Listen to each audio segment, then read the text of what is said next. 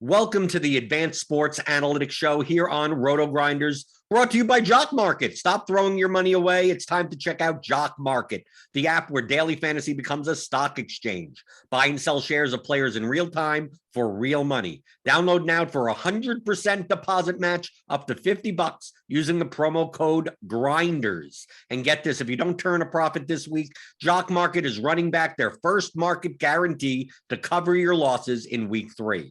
Download Jock Market in the app or Play stores, or check out Jock Market at the site jockmat.com, Jock Market, jockmkt.com, and use the promo code GRINDERS for a 100% deposit match up to $50 on your first deposit. I'm Jordan Cooper, aka Blender Ed, here with Stewart Gibson, the man behind the numbers at Advanced Sports Analytics, and for the first time this year, Brandon Adams.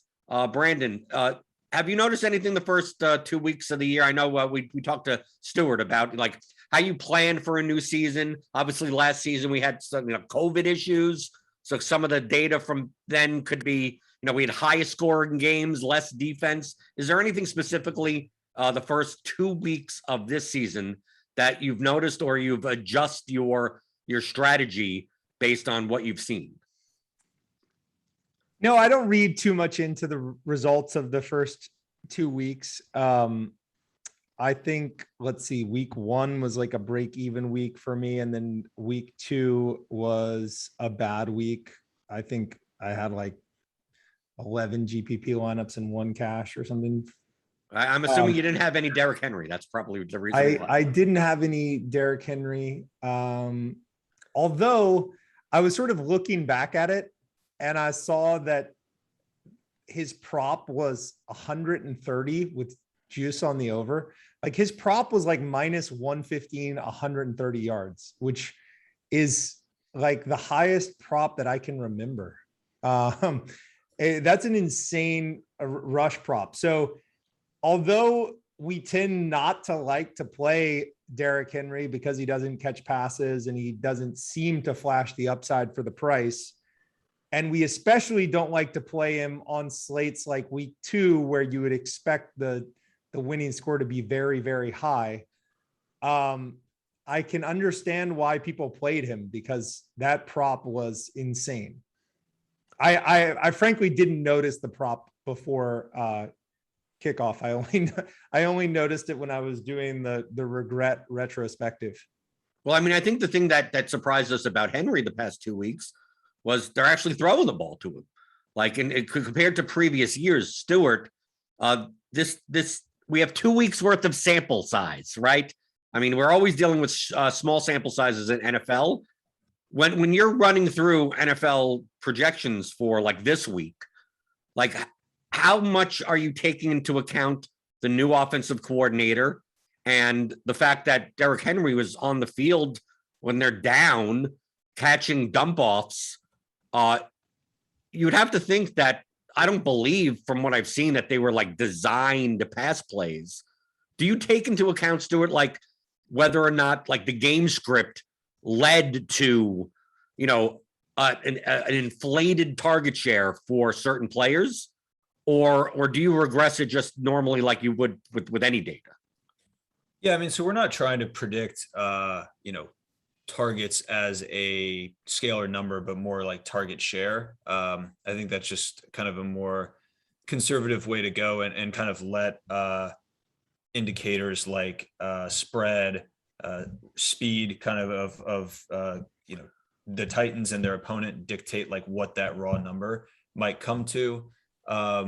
Yeah, I mean, I do think to some extent, like you should be taking into account new offensive coordinator, but like there are other parameters that I think could dictate us being more responsive to changes. So like one thing I was just looking at this morning was kind of a projection on Lamar Jackson's rush share, through 2 weeks. I mean, last week he had a huge rush share, I think like up over 35%, looking at designed rushes, not scrambles.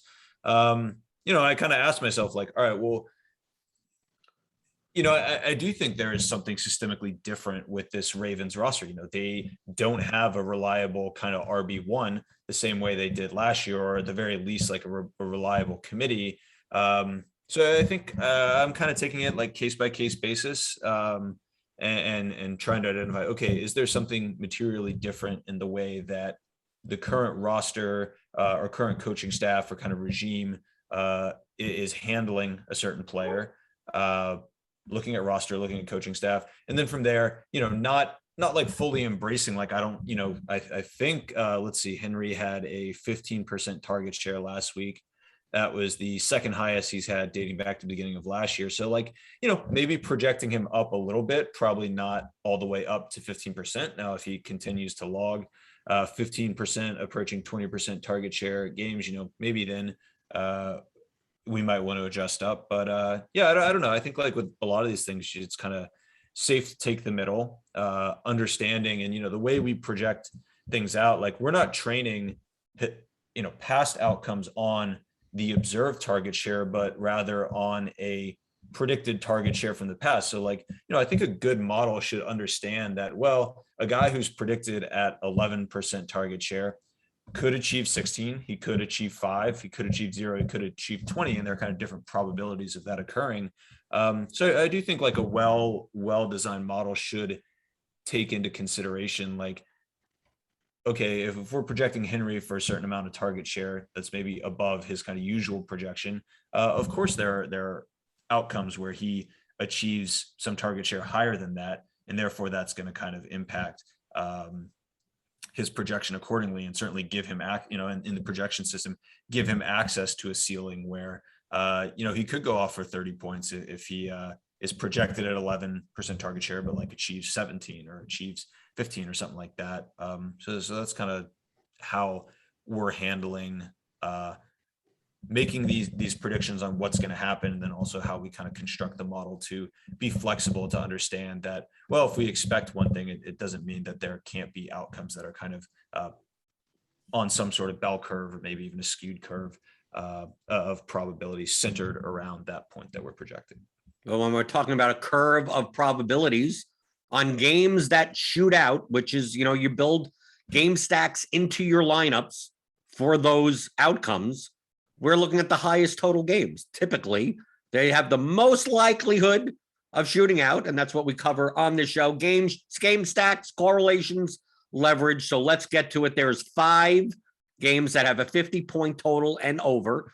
The first one, the top right now, currently on the betting market, is the Seahawks at the Vikings. It is a 56 total. It opened at 56. It's currently at 56. The Seahawks are a 1-point road favorite, 28.5 implied total for them. Vikings 27.5 total for them. Based on our current ownership, we have the running backs are generating a decent amount. Dalvin Cook stands to be one of the higher owned backs of the slate at 8,400. Carson getting some cheap KJ Osborne, which in 2 weeks has shown a decent target share for the Vikings. But outside of that, not so much. I think out of these higher total games, there are 2 other games that are getting way more attention than this one. Stewart, with the correlations here, the main issue that I have is that the passing games, like outside of KJ Osborne, like this game is pretty expensive. So even though that it's a 56 total game and the highest on the board, do you think, especially in large field GPPs, there would be a merit in playing something like a Wilson, Lockett, Metcalf, Jefferson, or a Cousins, Jefferson, Thielen? We're dealing with both sides have much more condensed offenses, so we like that. The problem is that all these receivers are like 7K plus. Yeah, I mean, it is going to be an expensive build. I don't think it'll generate a ton of ownership. When I've simulated through like lineup constructions, I've got Seattle stacks accounting for like close to 6% of stacks, which I think is relatively low considering how high the total is. And so I'm very intrigued on the Seattle side. I would say Minnesota to a lesser extent. I'm not sure what you guys have for the ownership of like Cousins versus Wilson, but I mean, we're projecting Wilson for just kind of slightly more ownership than Cousins. And like, I don't know, to me, it just feels like, Wilson should be owned at just like a significantly higher rate than Cousins, given his rushing equity, given I think the condensed nature of that Seattle offense. I think it is going to be tough to go like Lockett plus Metcalf. I think on slates where there is like more value available, I think it would be in consideration. I mean, we saw like an expensive stack like Kansas City be really effective in week 1 when there was a ton of receiver value. Not seeing like quite as much value this week. So I do think it's going to be tough to go with both those guys. But on the Seattle side, I mean, I think you could just single stack the game. I wouldn't even be opposed to throwing in like a guy like Freddie Swaim in there. We've seen kind of the wide receiver 3 role for Seattle in the past be one that can bear fruit. And he did have a pretty solid, 16% target share last week. Had the big touchdown. Everett, of course, is at the tight end position. You're kind of just, I don't want to say throwing darts. I mean, I think we want to take a more nuanced approach than that. But, I think just choosing the tight end that, receiving tight end with the quarterback that you want to stack is typically a decent approach. So, I do think going like one of Metcalf or Lockett and then going with say like Swaim or Everett could make sense. The bring back on the Minnesota side could go Jefferson, could go Thielen, could go Osborne. No, I like this game stacking from the Seattle side a good bit, and would guess come Sunday it's a build that I'm a little overweight on. Brandon, with the fact that these running backs are projected to get decent ownership, Cook, we have currently at 20% ownership, Carson around 17, and other than KJ Osborne at 10, these receivers obviously have a ceiling. Their direct leverage over these running backs. Are you more inclined to play this game, even as a skinny stack, such as Wilson plus one of Metcalf or Lockett plus one of Jefferson or Thielen? Do you think that the expense of those 3 players combined is worth the relative value you get over one, the running backs that are going to be owned, and the fact that probably 2 other games with these types of totals are going to be more owned than this one? Yeah, my approach here would be I would tend to take the receiver one off and then the run back. So I'll probably play 2 from this game. This isn't the game that I will do much stacking on. If I were stacking, I would tend to go with a primary receiver and a tight end, the sort of punt tight ends that Stewart mentions. If I choose not to have the receivers and instead have the running backs, I wouldn't in this game try to do a full game stack with the running backs and the receivers. If I were going running back, Dalvin Cook is my man. I would not want to run him this week. I think he's going to be highly owned given that Henry just beat up on the Seahawks. I also think that he's slightly beaten up and Madison is very competent. So I could see some sort of split between Cook and Madison. And moreover, as you know, Blender, I favor a lineup construction with cheap running backs and expensive wide receivers on weeks that figure to be especially high scoring like this one. Okay, so is the reason that you're less likely to game stack more due to the fact that you don't believe that Russ or Kirk Cousins is going to necessarily be QB1 alongside your stack? Or is it just due to the fact that they're just more appealing options elsewhere? It's that I don't think it sets up well as a game stack because of the correlations. Stewart can help me out a bit here, but as I remember it, basically Lockett and Metcalf have correlations such that you can actually game stack the Russ Lockett Metcalf. They can both go off together. I'm not positive that I'm remembering that correctly, but I think you can on a normal week. But this week, because it figures to be a very high scoring week, and because both of those guys are priced above 7K, I don't think it sets up as a slate where you want to run both those guys. The Minnesota, I'm pretty certain that you don't want to play Thielen and Jefferson together based on correlations, but Stewart can fix me up on that. Yeah, so the Lockett Metcalf thing, I think early in Metcalf's career, particularly his rookie year, I think there was evidence of there being kind of potentially good correlative properties, or really that and relative to their price. Of course, Metcalf has come up a ton in terms of price since really his rookie year. That I think there were good routes to fitting them in, but I mean, if you look back to last year, it's kind of been one or the other. And certainly with the price hike that we've seen on Metcalf over the last 1+ years, I think it's become kind of increasingly difficult to pair those two guys together.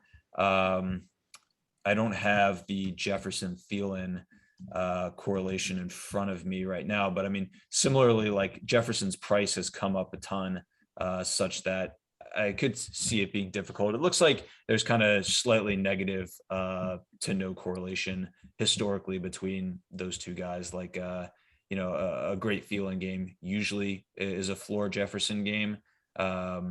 Historically, a ceiling Jefferson game has been kind of variable as far as the outcomes for Thielen.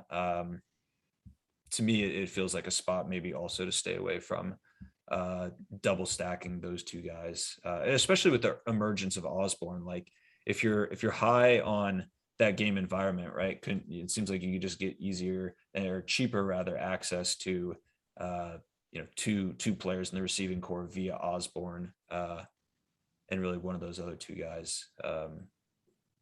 Is how I'm thinking about it. Well, on to the next game that has what I believe a double stack that you possibly don't play just due to ownership.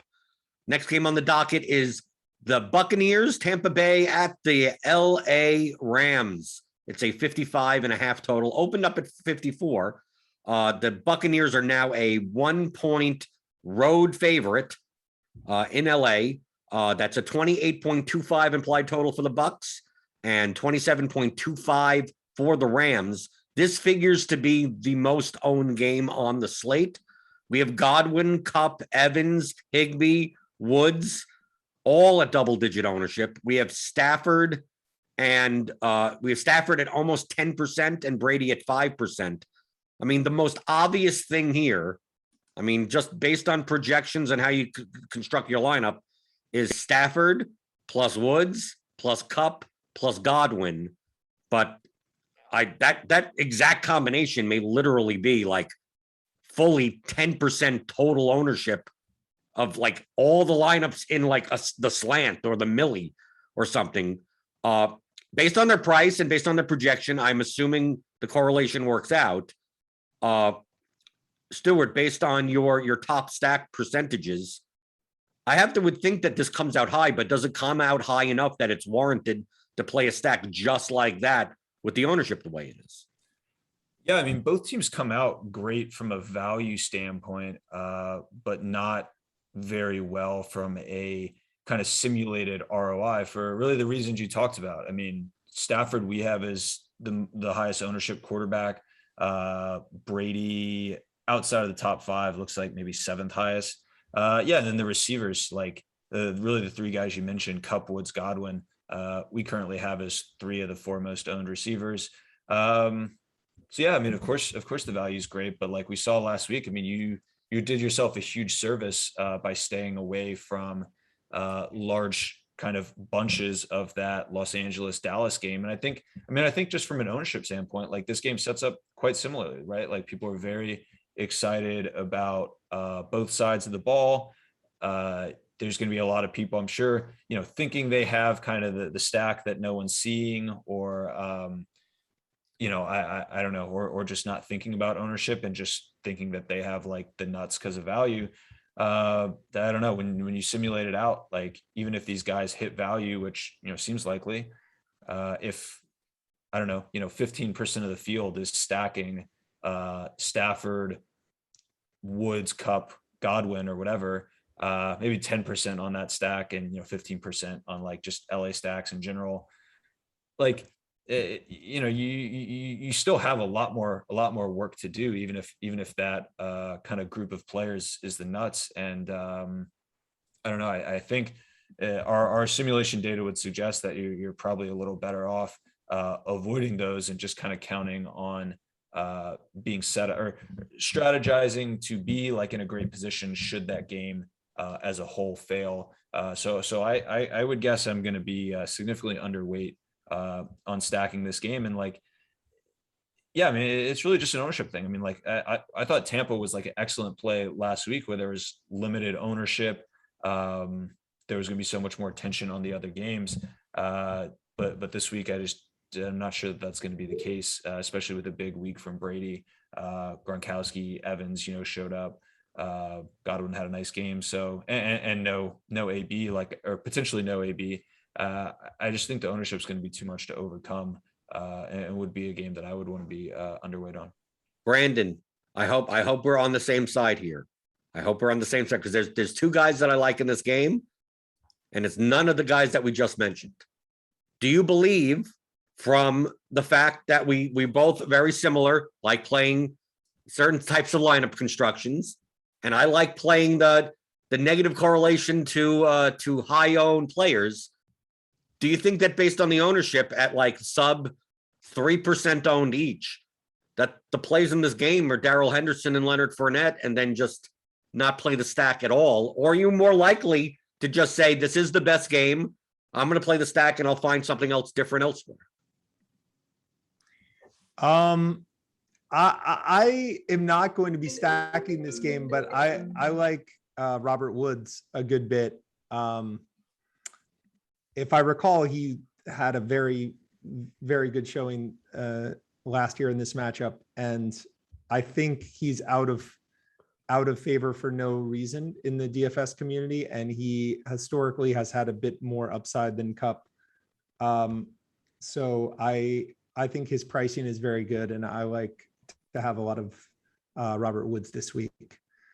Fournette and Henderson,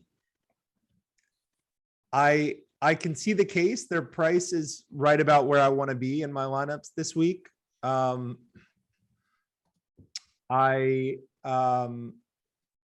weren't previously on my radar, but I like that price point this week. And you're playing for 2 touchdowns when everyone else is heavy on the wide receiver, and reasonable chance that happens. So I like the play. Right. Really, it's not that, I necessarily think Fournette and Henderson are, like, from a value perspective or projection perspective, good. But I mean, for them to be in that low owned price range for running back, like, there are other running backs that project around the same, but they're not in games that have 15 to 20% owned players that will obviously take points away from, because a lot of people will not go to the running backs in this game because it's pretty much 2 good run defenses, supposedly, right? If we go by prior data. And it's very hard for me to see, like, the other way to get different in this game is by playing like Van Jefferson or a Tyler Johnson. And it just seems like the upside isn't there enough that I'm willing to throw in one of these 3K guys instead, because I still don't think I'm getting different enough in my line. Yeah. I believe that we see these high scoring weeks the same way, which is that historically, when the point totals are this high, you have had winning scores way up there, sort of 250-ish kind of thing. And the simplistic way to think about it is that you have your high-end running backs like Dalvin Cook and Henry that this week are priced 8.4, 8.6K. Then you have your high-priced receivers that are priced 7,500 plus. Historically, on weekends like this, your $4,000 wide receivers who outperform are not able to match the $8,000 wide receivers that have a good week. Even though the $4,000 guy kind of quote unquote goes off and far exceeds value, he's historically speaking not reaching the ceilings that the 7,500 player receivers that go off are reaching. So you really want to concentrate your spending on these slates on those high dollar receivers. However, at the running back position, you can find that 5K running back that sneaks around the same total as Dalvin Cook on a good day. Now, in say 2019 or 2018, we did have a surprising number of weeks where McCaffrey, let's say the high price running back goes off to such an extent that you kind of need him in your lineups. But I kind of view that period as a little bit of an anomaly. And really what you want to do is have on a week like this, the construction of low to mid price running back that on a good week can match your Cook, McCaffrey, whatever. And then high price wide receiver and low priced tight ends like a Higbee or whatever that could on a good week match your high price tight ends. Well, talking about high price tight ends, let's go to the next game. That is the Chargers at the Chiefs. It is a 54.5 total currently. It opened up at 55. The Chiefs are a 6.5 point favorite, 30.5 implied total for the Chiefs, 24 implied total for the Chargers. Obviously, in this game, we got Tyreek Hill, Travis Kelce, Pat Mahomes, really expensive. You got some cheap pieces in there if you wanted to take a shot on Hardman or Jack or Pringle and Demarcus Robinson. We also have a really bumped down price on Clyde Edwards-Helaire on DraftKings at 4,800. And then on the Chargers side, we got Eckler, Allen, Mike Williams. Herbert is going to be one of the more owned quarterbacks, if not, one of the top 3 owned quarterbacks on the slate. It always comes down, Stewart, for these Chiefs types of stacks, is that yes, they all have the ability to have sleep-breaking performances, but obviously to double stack, you're spending almost half of your lineup on it. My problem, even in this game, to do my whole leverage play thing, is that I'm the one that plays Clyde Edwards-Helaire at 6,300 when the Chiefs are chalky. Well, now that Clyde Edwards-Helaire is 4,800, based on our ownership, do you actually think that because of the Rams game and we have other high total slates that Patrick Mahomes, Tyreek Hill, because Kelce will be owned in the tight end spot because tight end is more of a weaker position. So do you think that playing a Mahomes single stack with Tyreek Hill is actually the more contrarian way to play this game? Yeah, I do. We've got positive grades on both sides of this game in Kansas City, a little bit ahead of Los Angeles. And yeah, I mean, I don't expect ownership to be super high. I think the cost is going to be, push people away. And like you said, CEH, I think, is going to be very popular. And I was going to just jump in even on the Fournette thing, but I think like Clyde Edwards-Helaire is kind of the counterpoint that I'm curious to pick your brain about. Like, do you sense that it just seems like the ownership and kind of even DraftKings pricing and just public perception seems to anchor quite closely to running backs, running potential, the kind of running efficiency of the defense they're playing. And I mean, I'm just looking like through some of our like projection inputs, and man, it's just like, it just feels like there have been few weeks in the past where there are just so many running backs at the position that are kind of like in this sub 6K range that you can project for, double digit target share. And it just seems like on average, like those guys per dollar kind of have a better chance of beating out these guys like CEH, who really, except for early in last season, has not had a significant pass catching role. Even though like a similarly priced Leonard Fournette, while he might not have the same rushing role as CEH, like he is a guy that is, you know, can get 5+ targets in a game. And it just seems like, I mean, we even saw it like last week with, you know, Najee and Darrell Henderson and Carson. You know, it just feels like ownership still kind of gravitates towards, you know, these guys that are projectable for a high rushing role. And like, it makes sense. You know, I do think like rush share is more stable than target share, you know, because teams they scheme to, you know, hand off the ball to certain players as sort of targets. You know, rarely are, aside from like screen passes, you know, plays aren't really set up to specifically pass the ball to a player. But yeah, I don't know. To me, it just feels like from an upside standpoint, you know, given how DraftKings rewards the reception, it just feels to me like there's so much more upside with these pass catching running backs than there is the rushing running backs. And you know, maybe the rushing guys make for stable options in cash play, but for tournament purposes, like, you know, if CEH is going to get, you know, no more than like 2 targets or something, sure, he could, you know, find his way into the end zone. And, you know, if you don't have him, you're dead. But I don't know, for me, I would rather be rostering like pass catching running backs and you know, avoiding guys like CEH. And like you said, you know, I do think that the Mahomes Tyreek, or you could go Mahomes Kelsey. I think throwing in like a Hardman still, you know, could make sense.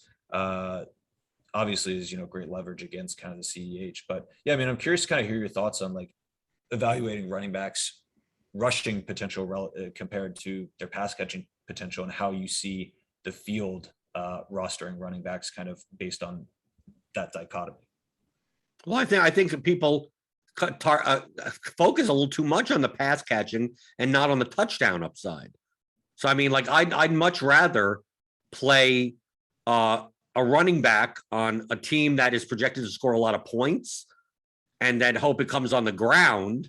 Because I think the ceilings obviously come from a mix of them, right? Like I played Chase Edmonds last week, and like the problem with Chase Edmonds that people have is that because Connor's there, that he's not going to see much red zone work. And it's like, well, he catches enough passes that I don't even care at that point.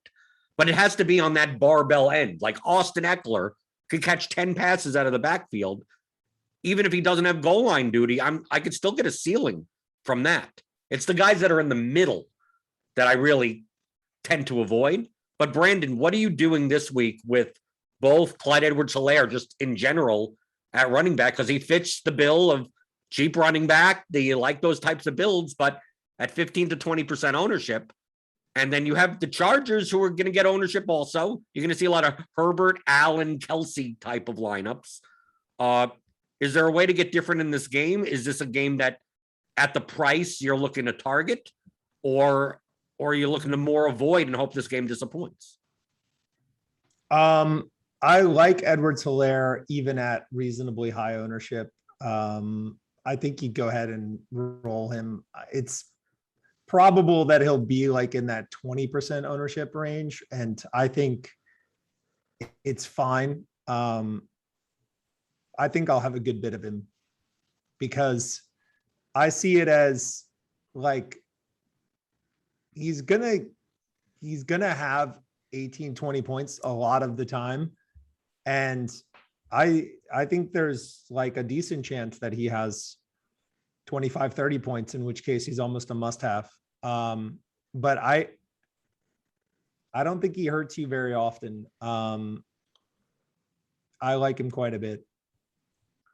So, but it's more of a price consideration. Like if he was 6,200, that would mean maybe a little bit different. But at 4,800, like if he puts up 14 points at 4,800, like that may still be fine, because like what other running backs in the 4 to 5K range are even going to put up that many? I mean, essentially you're matching a wide receiver in that range rather than try to, like at 4,800, are you necessarily trying to match Dalvin Cook? Or are you just getting enough points to match like any 4K wide receiver at that point? Because you're paying up at the other wide receiver positions.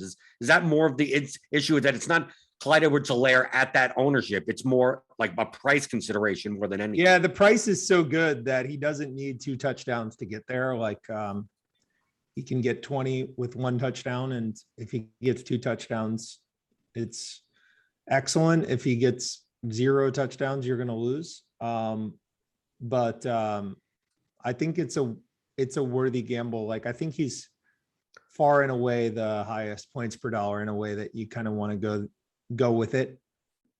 I think like more contrarian plays of the flavor Stewart mentions are your kind of Mike Davis, Najee Harris, James Robinson.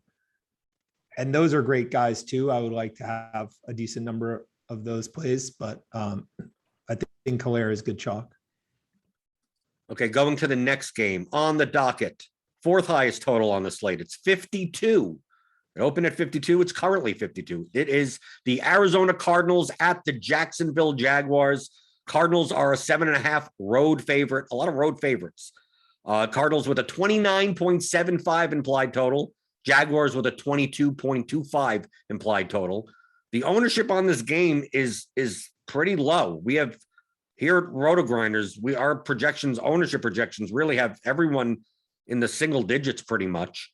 I think this game environment is going to be pretty good. The issue comes down is the stacking. Is that the Cardinals, as we said last week with Stewart, I'm much more likely to stack Murray with cheaper receivers than rely on the fact that DeAndre Hopkins needs to get a ceiling at 8,200 while Murray puts up 35 points. But these receivers have actually come up in price now. Rondell Moore is 5,000. Christian Kirk's 5,400. Even AJ Green's 4,500 now.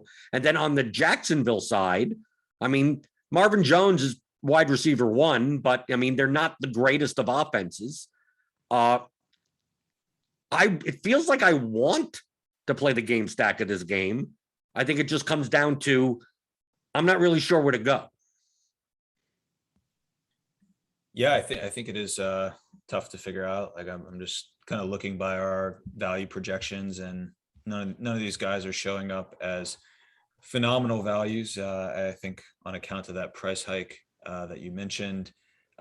You alluded to Chase Edmonds earlier. Like he has been a guy that I've been playing a lot of this year and has not paid off so far, but I do, continue to like the spots for Edmonds. Involved in the pass game. You're right, not getting some of that goal line work, but is clearly just like a more explosive and dynamic runner than Connor. And, I think there is potential for him to kind of break off like, a touchdown run from distance. Man, it is tough though to overlook. Like, I mean, Kyler has just been on another level through 2 weeks and, has yet again a strong matchup. It does become tough to kind of figure out who to pair him with. Well, Brandon, I mean, we have Lamar Jackson's cheaper, going to be higher owned. You can't deny the fact that Kyler Murray has a ceiling to be QB1 by far on the slate. Like, how do you handle situations like this where the game looks good, but the pieces don't necessarily look the greatest, like from a price perspective? I like to go ahead and in a fair number of lineups pay for the high-end quarterbacks. I think it's one area where lineup construction has sort of changed over time, where I think 4 years ago, it used to be the case when you had fewer rushing quarterbacks that what you wanted to do was be sort of cheap at QB, cheaper at running back, cheaper at tight end, high end on wide receiver. I think now basically two things have happened that have made you want to shift more dollars towards QB. One is obvious. We've got these elite rushing quarterbacks that are scoring huge amounts of fantasy points.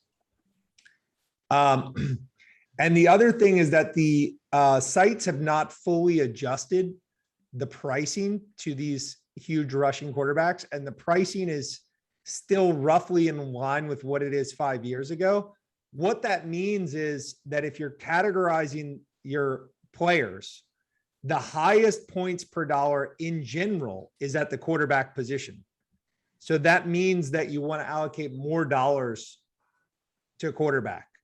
It's just week by week. If you're just projecting fantasy points and then doing fantasy points per dollar, because QBs are somewhat underpriced, the highest points per dollar that are available tend to be at the quarterback position. Or rather, if you compare the quarterback category to the wide receiver category, quarterback just offers more points per dollar in general. So you want to allocate more dollars there. So I kind of like paying for these guys. And you look at last week, obviously Kyler was a guy you wanted in your lineup. He had a monster week, right? But Minnesota's defense also had a good week. They were also one of the best, if not the best defense to have on the week. I think they scored like 14 DraftKings points or 12 DraftKings points or something. So the point is, like, yeah, I guess if Minnesota didn't have a good defensive game, maybe Kyler wouldn't have gotten as many opportunities and wouldn't have thrown quite as much. But Kyler had that elite fantasy production, even though he made some mistakes. It wasn't like the perfect game for him. Like, his ceiling is unbelievably high. And so I would not be afraid of like paying up for these elite QBs. It might be something that you just want to do this week. And I who do you pair? But what do you do in this game, Brandon? Pair him with who? Run it back with who? I mean, you have these two $5,700 running backs in this game. That's right in your favorite running back range. Like, it feels like this game, I mean, it has a high total. It should be at a high pace. We saw that in the first game against the Texans, that the Jaguars have no problem throwing the ball 40, 50 times. Like, like I said before, my issue with the game is not the game. It's there's a lot of pieces. I mean, if I were to build lineups, it feels like I could build 50 lineups of just this stack, just to get like all the combinations of guys that I would want. And how much volume do I want to allocate to the Arizona Jacksonville game? I think it's okay to play Hopkins at the high price along with Kyler at the high price. I think that's a fine thing to do. I know maybe you don't like paying so much at wide receiver. Now, through 2 games, Rondale Moore has been the guy.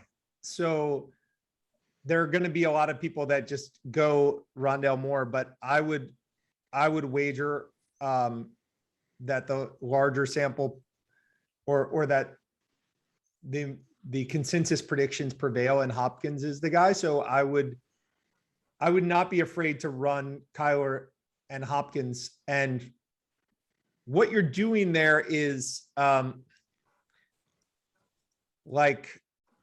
MLB, you sort of take your reliable production from pitcher and get your variance at hitters, where things are generally less variance. The style of lineup that you would be doing in a Kyler Hopkins lineup is you would know that when you play Kyler, you need a ceiling game. You need him to be QB1 or QB2 on the week. So already when you've plugged Kyler in your lineup, you've made that bet that you need him to be QB1 or QB2. By adding Hopkins, all you're saying, you're not making a strong statement. All you're saying is that conditional on Kyler being QB1 or QB2, Hopkins is also going to have a very good day. It's not something outlandish that you're betting on. And then you're kind of knowing that you're going to have to chase ceiling performances elsewhere in your lineup. Right. The point that I was making last week with Hopkins and Murray was that with Murray having his ceiling tied very much to rushing touchdowns, that his rushing touchdowns come at the expense of Hopkins touchdowns. So these rushing type quarterbacks, I'm less likely to play the high priced wide receiver with him, because the lower cost players, and AJ Green, if he has a 5 for 60 in a touchdown game for like 19 points. Like that's much more satisfactory than Hopkins having a 19-point game because Kyler rushed it in twice. Like for the statue quarterbacks, like Tom Brady, like I have no problem playing an 8K wide receiver with those guys because I'm not afraid of the quarterback necessarily. His Lamar's ceiling, Kyler's ceiling, to some extent, Josh Allen's ceiling, these Russian quarterbacks, Jalen Hurts ceiling. It's like it makes me think more about the high price wide receivers only because the quarterback themselves could vulture them for their price. So the combined expense may not be worth it. Like Stewart, I remember you tweeted it out because we talked about it, that like at like that 50th, 60th percentile, Kyler and DeAndre Hopkins are correlated, but at like the 80th, 90th percentile, they're actually not.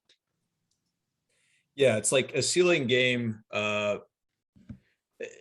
Correlation, the idea is that nothing ever implies one thing. It just has an elevated probability of some alternate kind of outcome occurring. And yeah, like you said, median to ceiling game for Kyler increases the probability of DeAndre going kind of median or better. But like a 80th percentile plus for Kyler doesn't necessarily have like a high probability or a much more elevated probability of Hopkins going 80th percentile or better. It really increases kind of the probability of kind of a secondary or cheaper guy like say Kirk. We saw it last week with Moore, of course, getting to that 80th plus percentile game. I think it's a pretty good concept to kind of incorporate and think about as you're building like Kyler stacks and really any stack with kind of these Russian quarterbacks. Them having a big game could be a huge running game. Doesn't necessarily imply like big game for expensive wide receiver one. Yeah, it's a good point. And I think that maybe the play is you do take the occasional Edmonds play, just going on the field is not going to play him for the reasons that you mentioned, Blender, that they think he's not going to get the goal line work. But maybe if he has a couple of long runs on a dump off, and both QB and running back could get there, and then you sort of take your chance with the cheaper wide receiver. Okay, let's it's go a tough game to stack just because you're hard to know who to come back with on Jackson. Right. That's the main thing. But the last game on the docket, we have the Ravens at the Lions, 50 total. It opened at 49. It's now up to 50. The Ravens, predictably, 7.5-point road favorite. Ravens with a 28.75 implied total. Lions with a 21.25 implied total. Stewart, would I be weird to say that this may be one of my favorite games on the slate? No, I mean, I think it is my favorite game on the slate. Or I don't know. I don't really have strong opinions, but I would say. Well, I'm just going based on ownership. I'm looking. Yeah. The thing is that I see Lamar is going to be one of the higher owned quarterbacks. Probably going to be in a lot of cash game lineups, I guess. The problem is that not many of the other people in the game are going to be. I think many people view the Ravens as heavy run, which they are. The Lions as horrible. And, it's only a 7.5, spread. But I don't think we currently have Marquise Brown at 7% ownership. He's 5,600.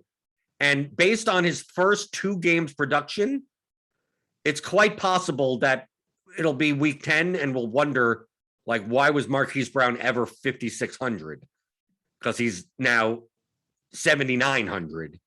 And if I'm going to exploit that, I want to exploit that as quickly as possible.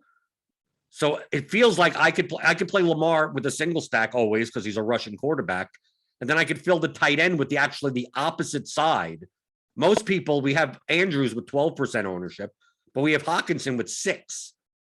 That a way to build around this game is to just play Lamar with Marquise Brown and TJ Hawkinson, or even DeAndre Swift, because he's 5,800. He's in that Brandon Adams range of running backs that we're looking for that does catch passes.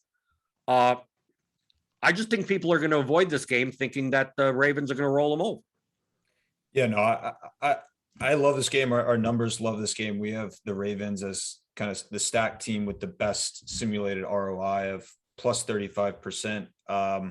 Yeah, I mean, I don't think we need to kind of discuss Jackson. Like, of course, potentially the highest, we have him as the highest ceiling on the slate. I think him or Murray, you can make a case for. And yeah, I mean, they're condensed. Like, Marquise Brown, he had a 39% target share last week, 20 in week 1.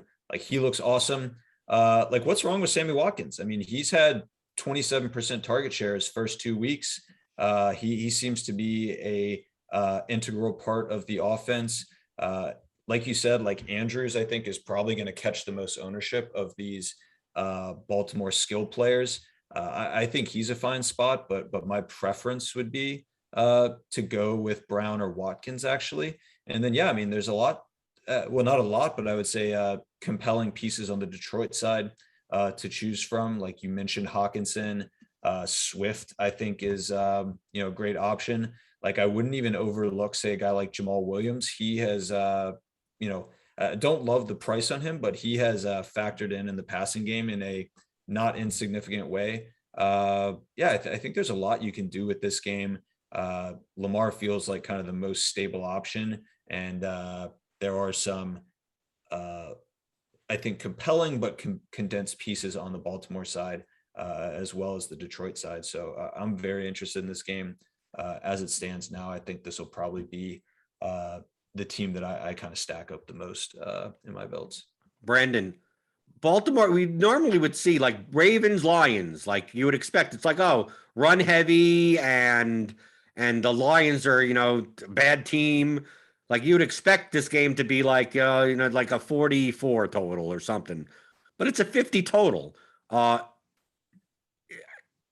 Common sense, I mean, by the way that these teams play, would think that the pace of this game is not fast, but I can't deny the fact that it's a 50 total. What are your thoughts on this game in general? Because I know you must like Lamar, because obviously he has a high ceiling to be QB1, but the other pieces in the game are really not going to be all that owned, and I think people are going to be focused on all the other games that we mentioned. Yeah, it's the sort of simple play that we've already mentioned, but I do like the Marquise Brown pairing quite a bit. He has the right distribution for tournaments historically. He can put the ceiling games in. So that simple stack is my favorite. I do sense that Arizona is more likely to score 45 points than Baltimore. I see that game has a little bit more appeal for me than it does for the two of you. But I like this game quite a bit as well. Is the lack of appeal more the fact of the opponent? Because like in all the other games, the spread is much closer, and this one is over a touchdown. Is it more that it's less likely the Ravens are less likely to score 45 only because the Lions are going to put up very little resistance, and the Ravens won't need to? That's kind of the way I see it. Like, I could just easily see the Arizona game going 3 quick touchdowns for Arizona, and Jax comes back, scores 2 quick touchdowns, and you get I could see the shootout develop much more readily in the Arizona game. But I also like this Baltimore game, and historically Andrews has been a great tournament tight end play. He's had an excellent distribution for his price. Okay, Brandon, we're going to let you go. I know you have a hard out, and yeah, sorry about that. No problem. But me and Stewart will go over the rest, right? We went over all the games that have a 50 plus total. Are there any games that don't have that high of a total, Stewart, that stand out to you as possibly, kind of under the radar, possibly, based on the price, based on the ownership that you're looking into this week? Well, I got one pretty ugly one and one, I think less ugly one. Maybe we can start with the more ugly one, but man, I mean, we've talked a good bit about some of these rushing upside quarterbacks, Lamar, Kyler, Russell to a lesser extent. I mean, I'm a little intrigued by I don't love the skill. Say it. I think I know who you're gonna say. Daniel Jones, I think to me you did it. is interesting. What are we doing though with the skill players? Like that's kind of where I get lost. Like I love Jones just as a QB value that's going to get no ownership. I like the upside there, but like talk to me about what you're thinking because I haven't given it too much thought. Like I guess Slayton is interesting. I think it also depends. At Stewart, it depends on their injury report because Evan Ingram is trending in the right direction, but I don't know. Galladay, I'm just looking on Twitter now. I don't think he's practiced yet. So I mean, it seems like Shepard is the only guy that Shepard and Slayton. Just these guys are cheap. I mean, like Shepard isn't that cheap. He's 5,900. But like, if Ingram is in and Galladay's out, like then I mean, you got Ingram at 3,600. It seems like if any of these guys are out, I don't mind single stacking.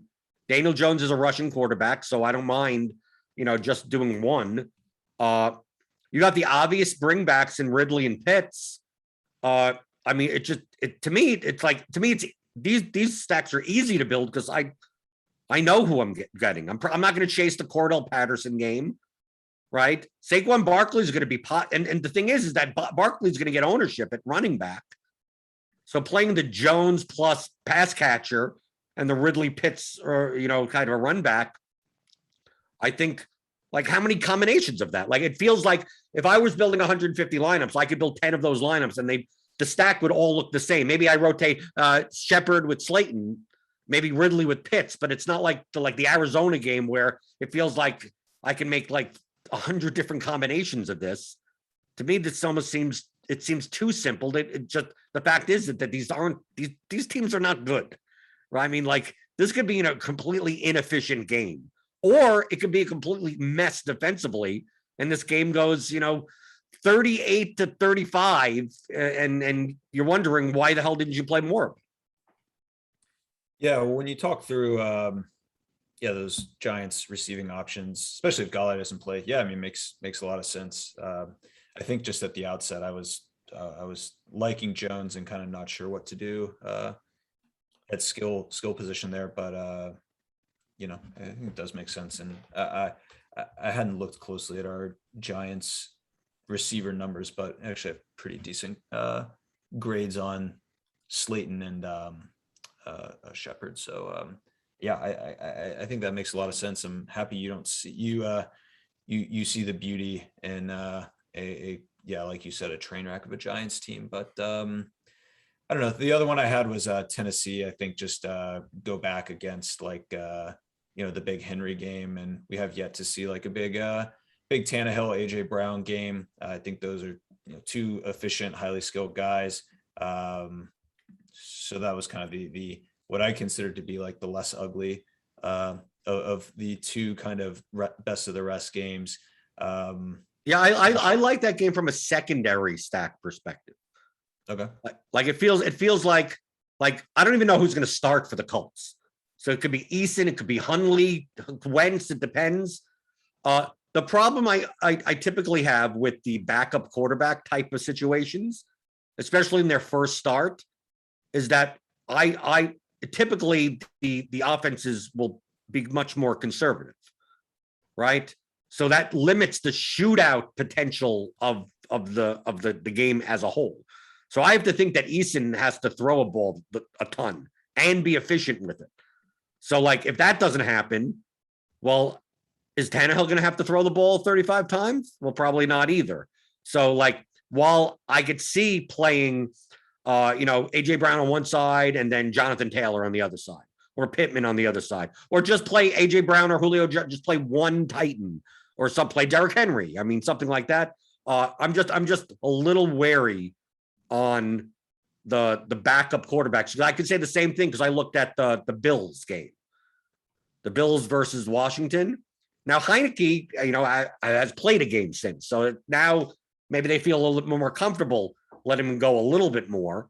But those are the only concerns. It's like, I don't mind playing the Lions, who are probably a worse team than those teams, but at least it's Jared Goff. And I'm not saying that Jared Goff is a great quarterback, but they built the offense around. They know he's the starting quarterback, and they're going to play the way that they play. When backups are thrown into these starting roles, I just can't figure that they're going to be chucking the ball. So that's my concern on the game stack by using the quarterback. But the one-off pieces, I have no problem. Got it. Yeah, no, that Is there any data to support? I'm saying this completely out of thin air. Is there any data to support even what I'm saying? It feels intuitively correct, but maybe it's not. Maybe I'm overweighting that. Yeah, I don't have any data on that type of thing. And it would be a bit of work to kind of pull something together, but intuitively, I mean, it makes sense. So, I mean, I'm just curious by that logic, are you kind of pessimistic on your outlook for a guy like Justin Fields, who I know has been, I think has been kind of talked up on account of his kind of rushing upside. There's a lot of backup quarterbacks in this week. Fields, Tua should be out. I feel like there's one more, but either I'm wrong or they're just escaping me. But it sounds like you're kind of going to be underweight then on a guy like Fields, and potentially, would you be like, say, underweight on a guy like Mooney, who I think also, could garner just a little bit of ownership? Maybe as a one-off, but I mean, the Bears have a 19.25 implied total. So like I'm trying to win GPPs. Like if Field gets 50 yards rushing, yeah, he can make value for his price. If he gets 18 to 20 points, like, yeah, okay, you got it. But I mean, we have 5 games that are 50 plus that we may have quarterbacks that get 35. And once that happens, like, then what do I care? Right. And especially against the Browns, who are more run heavy anyway. It's just like, I don't see the Bears versus Browns as the shootout game. Right. I'm more likely to see the Bills versus the Washington be the shootout. I'm more likely to see the Bengals versus the Steelers as a shootout game, and that's a 44 total. It's just like, even the Broncos, I think I'm more likely to play Teddy Bridgewater than I am to play Justin Fields. And it's not because Justin Fields doesn't have value. It's just that I don't think that built lineup has the best GPP ceiling. But to make value, sure, okay. Maybe Justin Fields has a good day. He rushes for a touchdown, has 60 yards rushing. He throws for 1. Like, does the stack get there? I mean, how does the stack get there? What? Because then you have the Browns who could, I mean, they throw to backup fullbacks. I mean, like, who knows what they're going to do? So, like, it's quite possible that, like, no one in this game gets there. So, why am I so thrilled about playing any stack? If I look at a game and I go, I'm not sure if anyone gets there, let alone play 3 or 4 guys from it. Yeah, no, that makes sense. I think we're probably seeing that eye to eye. So are there any other games that haven't been mentioned? It sounds like Buffalo, Washington. Are you thinking about Josh Allen, Stewart? I mean, it's kind of like any game that he's the quarterback and the Bills, they pass first type of offense. Is it the best matchup? No, it's not. But I don't think the ownership is going to necessarily be there. I don't think it's going to be low, but I don't think it's going to be that high. I could see myself sprinkling like Josh Allen lines. I'm not excited about it. Like, I'm much more excited about the Ravens Lions or the Seahawks Vikings, or some of the games that we mentioned that aren't the Rams Buccaneers. Then, like, last week I devoted a ton of lineups to Josh Allen, and that didn't work out. Yeah, but if the Bills are going to run their offense the way they run their offense, it feels like even if I play 25 single entry 3 max type of lineups like I did last week alongside my 150 build, I can't see myself every week playing at least 3 Buffalo lineups. I mean, I was like, no matter what he looks like now, like there's gonna be 1 or 2 games this season where Josh Allen puts up 42 fantasy points and supports like 3 wide receivers in the process. Who knows what weeks that's going to be, but at least I'll have some exposure every week. Yeah. Yeah. And you can get like Allen, Diggs, McLaurin with pretty low ownership. I mean, I just feel like I see kind of what you're saying. I mean, is that the way you would kind of think about this, mostly through kind of those three guys? With Allen, to me, it feels like a guy you probably want to double stack up. Allen? What do you mean by yeah. Allen? Josh Allen. You would Oh, want Josh Allen. Okay, yeah. For some reason, I was thinking Kyle Allen. I'm like, no, he's not. What are we talking? Yeah, No, I'd no, be no. more likely to do Allen plus Diggs plus one of Sanders or Beasley, and then run it back with either like McLaurin, even Antonio Gibson. I mean, Logan Thomas in a tight end spot or something. I mean, to me, it's fairly simple. I mean, you could play Dawson Knox if you want to just punt at tight end. I just think Josh Allen stacks are typically doubles.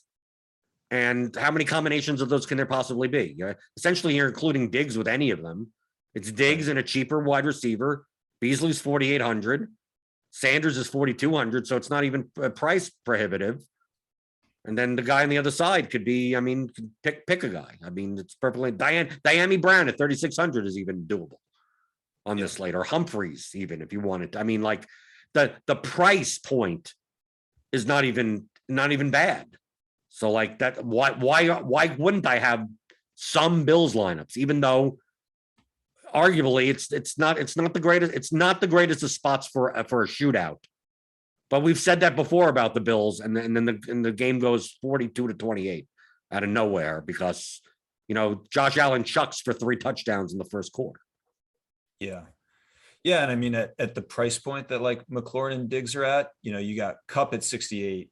Keenan at 66, Godwin 61. I mean, like these guys are just going to get overlooked just because of the price point they're at. Like I think a lot of people searching to fill kind of their last, of course, the people that are stacking Los Angeles are going to have Kupp or going to have Woods or whatever. But even for the people that are kind of like, oh, well, I need a one-off receiver at this price point to fill up kind of my last spot. I think you're going to get a lot more people gravitating towards the Kupps, the Allens, the Godwins, Tyreek is, I guess, significantly higher, but I think that makes sense. I mean, talented guys, low ownership, typically is makes for good plays. And people should gravitate towards advanced sports analytics and your Substack, right? You're going to be putting that out, I'm assuming today and tomorrow, and people could sign up for that, right? Yeah. If they join, it's not free anymore though, right? Right. Yeah. So tomorrow morning, I think we'll come out with it. And it's going to have like a lot of the metrics that I'm referring to on this show, put in a table. I'll do an update later tonight for any spread changes, or if we get more, news on some of these injury or COVID instances. And that's $10 a month. So that's kind of the thinking there is that for kind of a cheap price, you can get access to the condensed kind of numbers that we're looking at from our tools, or you can sign up for the site at a higher price point. And not only do you get access to that article, but you also get access to the tools themselves. So, I think for some people, just kind of reading the summary or the cliff notes is the right fit. For other people, who want to look at all the numbers, look at kind of the guts of where this stuff is coming from.